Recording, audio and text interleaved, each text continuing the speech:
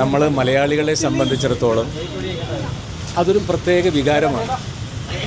എത്രയോ ക്ഷേത്രങ്ങൾ നമുക്കുണ്ടെങ്കിലും ശബരിമല എന്ന് പറയുന്നത് ഓരോ ഭാരതീയനെ സംബന്ധിച്ചിടത്തോളം ജാതി മത ഭേദമന്യേ അവരെത്തുന്ന ഒരു വലിയ പുണ്യ സ്ഥലമാണ്.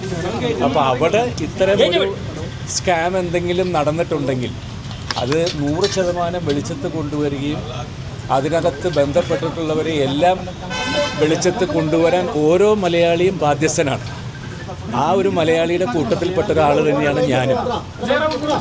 ഈ പറയട്ടെ ഭാഗ്യം, ഈ കഴിഞ്ഞ 10-38 വർഷക്കാലം കേരളത്തിനകത്തും പുറത്തുമുള്ള എത്രയോ ക്ഷേത്രങ്ങളിൽ പലതരത്തിലുള്ള പൂജ, അല്ലെങ്കിൽ ആനയെ നടക്കിരുത്തൽ, ആനക്കൊട്ടിൽ സമർപ്പണം, നട സമർപ്പണം, അല്ലെങ്കിൽ അത്തരത്തിലുള്ള പൂജ കാര്യങ്ങൾ, ഇതിനൊക്കെ ആദ്യം ക്ഷണിക്കുന്നത് എന്നെയാണ്.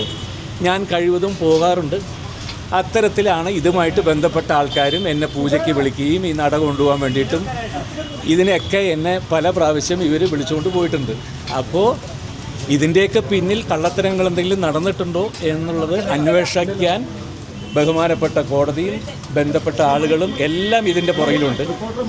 അപ്പോൾ എന്നിൽ നിന്നും ഇവർക്ക് എന്തെങ്കിലും ഉപകാരപ്രദമായ 1-2 കാര്യങ്ങൾ കിട്ടുകയാണെങ്കിൽ അത് നല്ലതല്ലേ നമുക്ക് സത്യം വെളിച്ചത്ത് കൊണ്ടുവരാനായിട്ട്. അപ്പോൾ അതിൻ്റെ കാര്യങ്ങൾ ചോദിച്ചറിയാൻ വേണ്ടിയിട്ടാണ് എന്നെ വിളിച്ചിട്ടുള്ളത്. അപ്പോൾ തീർച്ചയായിട്ടും എല്ലാം നല്ല പര്യവസാനിക്കട്ടെ, ഭംഗിയായിട്ട് തന്നെ. ഇനിയും പുറമേ വല്ലവരും കുടുങ്ങാനുണ്ടെങ്കിൽ അവരും കുടുങ്ങട്ടെ, അല്ലെങ്കിൽ അയ്യപ്പൻ വെറുതെ വിടുക. അവരെയൊക്കെ 50 വർഷത്തിന് മുകളിലായിട്ട് ശബരിമലയ്ക്ക് പോകുന്നൊരു ഭക്തനാണ് ഞാൻ. അപ്പോൾ എൻ്റെയും കൂടി കടമയാണ് ഇത് ക്ലീനായിട്ട് ഇത് ചെയ്യുക. അപ്പോൾ സന്തോഷം.